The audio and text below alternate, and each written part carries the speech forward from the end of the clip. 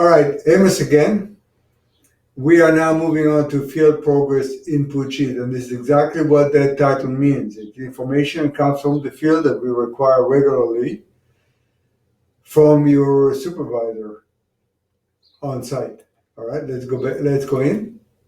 Now, on top in here, project name, you can select any of the projects you want. They will be already on that list. In this particular case, it happens to be sample 2.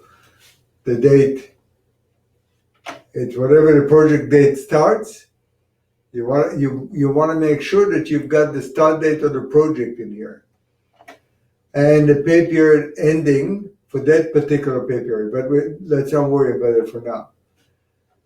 What we want from the supervisor on site is to enter against the codes, the tasks, the percentage, completed percentage that he sees, that he assesses it to be.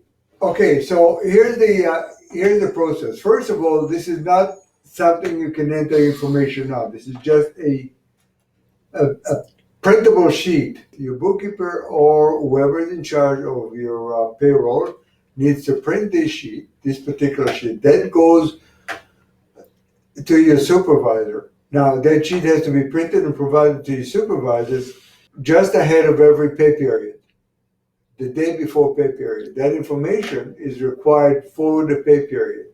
You print it, provide your supervisor. Your supervisor's responsibility is to enter the pay period ending. And then, of course, his assessment of this particular task and how far they are completed to date.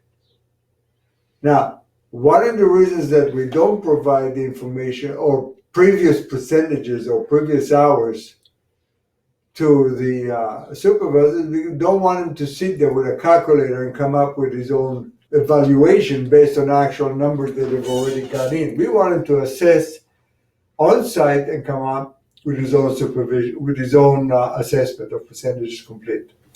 Once he's done that, he's to return that form back to the office with that information, and that information gets inputted into the software into the program by your bookkeeper.